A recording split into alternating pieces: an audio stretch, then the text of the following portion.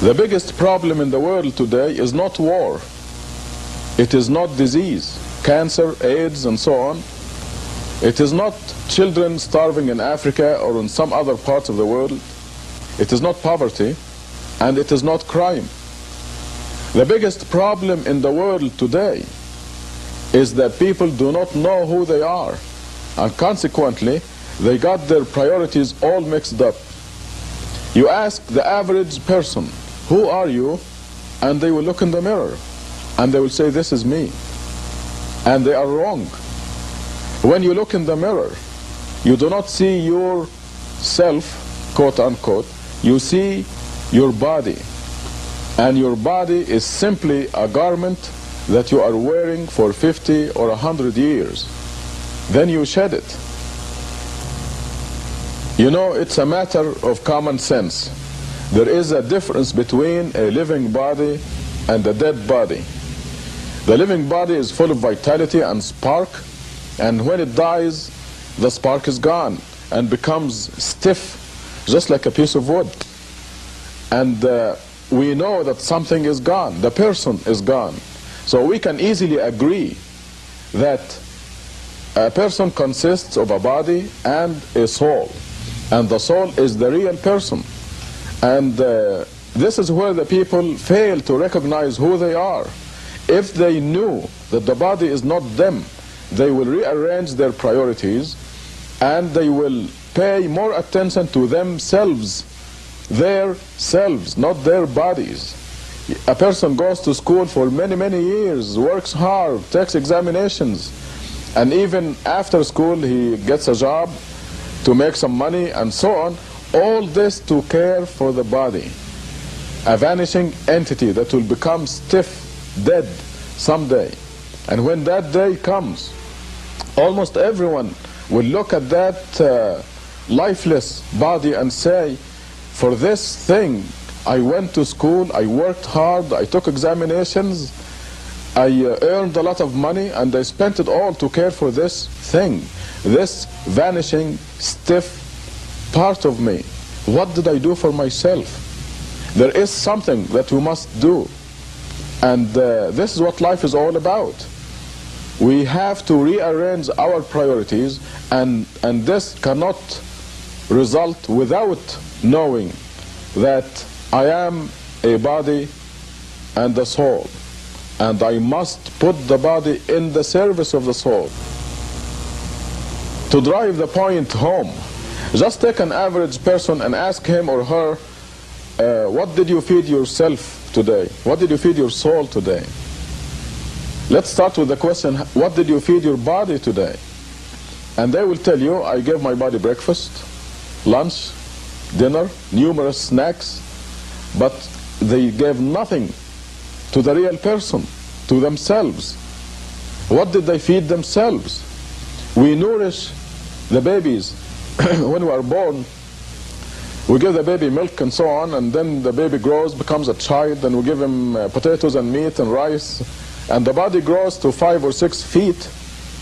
But what did we do for the real person? This is the major question that we're addressing right now. This is what life is all about. People are giving attention to the vanishing entity and totally ignoring the real person. There is such a thing as food for the soul, nourishment for the real person.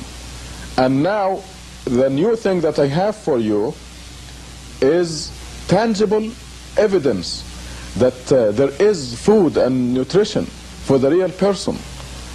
And the strange thing that is not known yet, is not commonly known anyway, is that just as the body grows, the real person or the soul grows in leaps and bounds. Maybe the body goes to 5 or 6 feet, but the soul or the real person grows to immense sizes. I don't want to confuse you right now, but the size of the soul can be as big as the city of Tucson.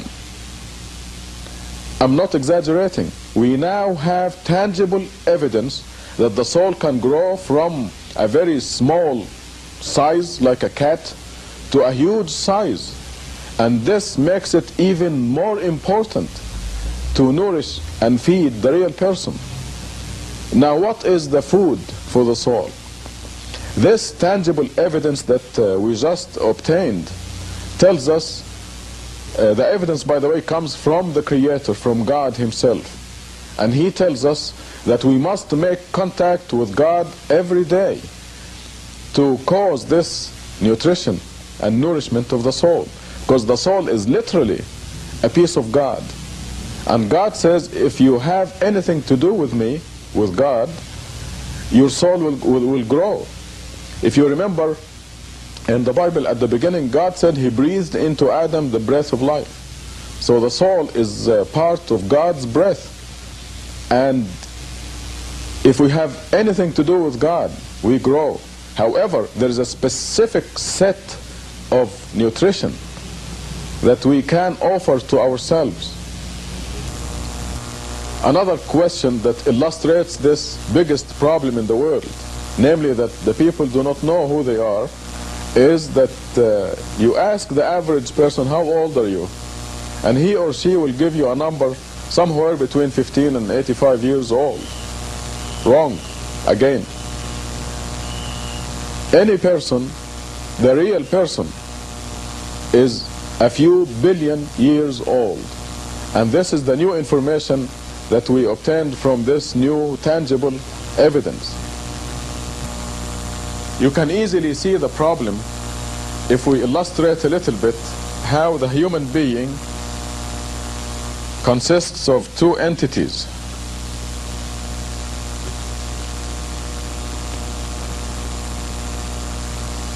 One entity is the body. Let us represent it by this dot right here. And the eternal person. And this is an infinite entity. It will never die. It just goes on forever and ever. So here we have a body that lasts a period of time somewhere between 50 and 100 years. We know that we all exist. We are all under death sentence. And this period, when you divide any number by infinity, it equals 0. If you live 1,000 years, you divide this by infinity, and it equals 0. This is just plain mathematics. So the body that is going to live for a 0, for all practical purposes, 0 period of time, is taking all our attention. We spend 24 hours a day taking care of this insignificant entity, the vanishing entity. And the question is, how much are we doing for this eternal entity, the real me? What am I doing for it? Now that we agree that we must rearrange our priorities and give more attention to the real person, the soul, instead of wasting all our life taking care of the vanishing entity, now what specifically are we supposed to do? You know, there are so many people who are talking in vague terms about capturing the heavenly light and dissolving it into your whole being, and all this doesn't mean a thing, you know, all these things. It is much more practical than that. It is much more specific than that. And God has been sending to us the exact methodology of developing our person, our real self, since Adam, since the first human being. It came down to us in the Bible, in the Old Testament, in the Psalms of David, in the Gospel of Jesus, in the Quran. And now we have specific methods of developing the person, the soul, and exactly what to do and when, and the most efficient ways and the least efficient ways. We now possess this valuable information, and we're told that you must make contact with God, your Creator, 5 times a day. This contact, you can think of ropes coming down from the Creator and keeping us out of this sizzling pan called the world. At the same time, we develop and we nourish ourself, the real self, the soul, by making these contacts 5 times a day. We are given exactly the combination. Actually, it's a numerical secret combination that anyone can obtain. And through this secret mathematical combination, you can make contact with God and nourish and develop your real self. 5 times a day, you are given the combination, you are given the method, how to do it, when to do it, and this is the way to provide for yourself.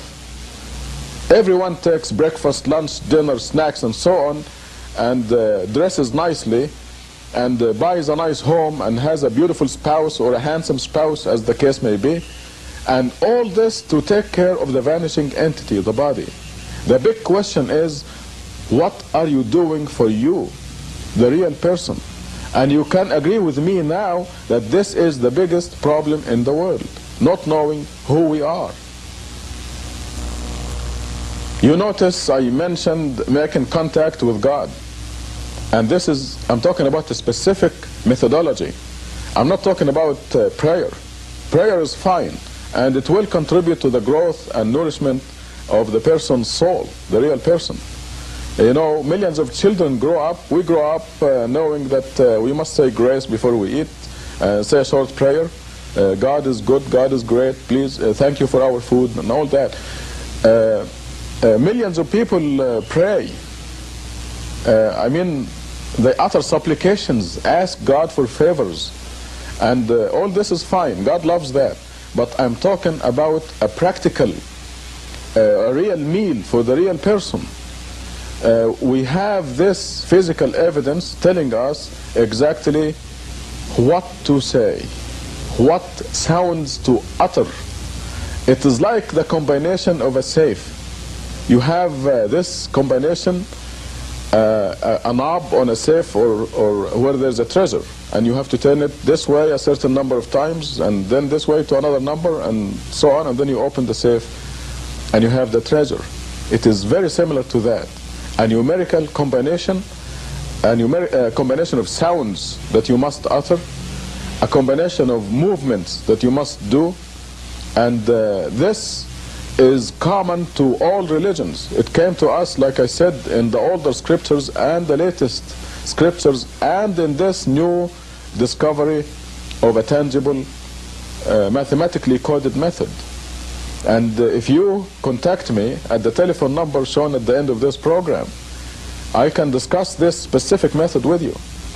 And the contact with God is not the only way to develop the soul. There are many other methods, but the daily contact with God is the most efficient. This is the steak of the soul food.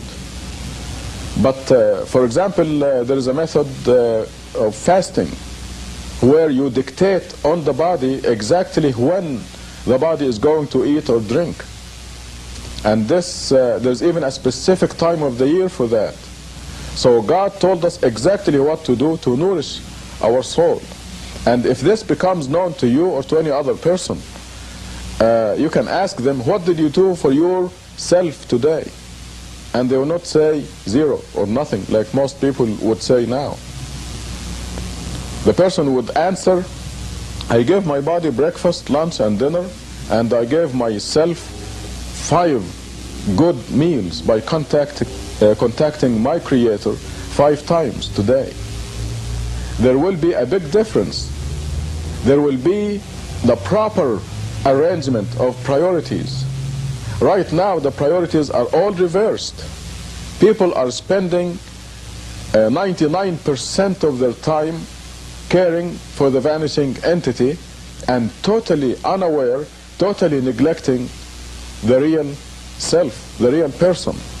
And it's a big shame, because when the time comes and we shed the body, we will really regret that we didn't give the real person, the soul, the proper attention. You know, it is very well and finally established now that money, fame, beauty, and so on do not bring happiness. There is always something missing.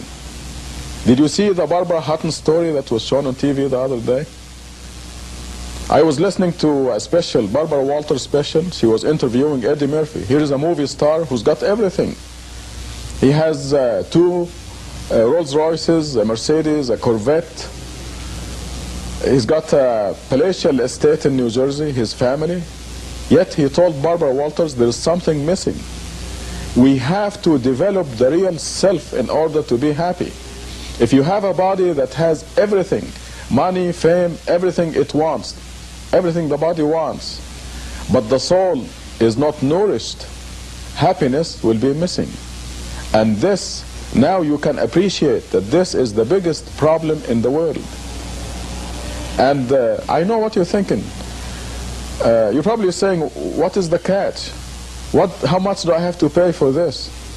Ironically, this very precious knowledge is free. It is just yours for the asking. And like I said, it is there's no mincing of words. There is no vague ideas. I'm talking about specifics. Happiness has been the most elusive goal for everybody. And now we know that material success, money, fame, and all this does not bring happiness. Now we have a concrete, tangible method by where we know, actually the secret of happiness, this most elusive of our goals, has been unveiled. And you ask all the philosophers and the people who have a lot of experience in life, and they will tell you readily that material success does not bring happiness. Money, fame, success, all this does not bring happiness. And I mentioned to you Eddie Murphy as an example in his interview with Barbara Walters. But now we have a concrete method with a track record that tells us that this most elusive of our goals, happiness, is actually attainable. And the secret is in developing and nourishing the real person. The people are unaware. They're going about their life totally unaware, totally neglecting the real self. And if they only develop and nourish the real person and put their priorities in perspective, happiness will be readily theirs. I'm not talking about something over there in heaven somewhere where you have to die first, stay in the grave millions of years, and then get resurrected in order to be in paradise and all that. I'm talking about happiness, victory, success, the real thing here in this world. It's just like I mentioned earlier, like the combination. You turn that combination to the right, left, and so on in the correct numbers, and you open it and you have the treasure. Now, you do the specific procedure just like a cookbook recipe. It's just as simple as that. I'm not exaggerating. God told us exactly how to do it, what to do, and what to say, and the combination is very specific. You do it and you get the results. As you see, it's been all common sense. And this is why you ought to believe me. Why should you believe me, by the way? Let me ask that question. Why should you believe me? You should believe me because when you discuss this matter with me, if we meet in person, I'll show you tangible evidence, and you will see that we have a mathematically coded message from God. You will see the physical evidence. If you don't see it, just leave. I mean, you don't have to take it. You look at the evidence, you see it is tangible, concrete, and you see the results, and you visualize the whole thing. I mean, it will be in front of you. There is no imagination or speculation or conjecture. This is the real thing. And from the beginning of this program to the end, it is all common sense, isn't it? Now, who would be the most authoritative source to give you this kind of information? The Creator, the one who created your soul, the one who breathed into Adam from his breath. Your soul is a piece of God, and the source of all this information is God. And you will see it supported by physical evidence. This is a new stage in human history, and you can be one of the pioneers to discover this. The discovery, by the way, is very recent, and maybe 50 years from now everybody will know about it. But right now only select few, the elite of the elite, knows it. And you can be one of those. God willing, it will be known in a shorter time than 50 years. But you can grasp this opportunity now. You live in this world only one life, and then we move on to a new stage, the eternal real life, where everyone is assigned a rank and a position depending on how much you nourished your real self. Can you hire a child as a pilot or an engineer? You can't. Therefore, you have to develop the real person and grow and nourish in order to be strong enough for the eternal real life that will come after this world. And then you'll be assigned a prominent rank. And like I said, you don't have to wait for that. Happiness, real happiness, and the consequences of nourishing your soul begin right here. God's promises have to be a fact. And God says He promises those among you who believe and lead a righteous life that they will be sovereigns on earth, kings and queens on earth. And when God says that He promises, it is done. What I told you is a very condensed summary of this major historical event. Needless to say, there is a lot of detail that anyone can come and see me and talk about it and discuss it. They can demand the proof. Where is the physical evidence, the concrete, tangible evidence you're talking about? They can come and ask me that, and I will show it to them, and then they can make the decision themselves. They have got nothing to lose. And this is all free. I'll never ask them for a penny. So they can come and see me in Tucson at 739 East 6th Street. Or better yet, call and make an appointment, and I will sit with them and show them the proof. The telephone number should be shown at the end of this program. It is 791-3989. And it could be the most important step they have made in their life. And it results from the realization that we are not just walking zombies. We're not just bodies walking around with nothing in them.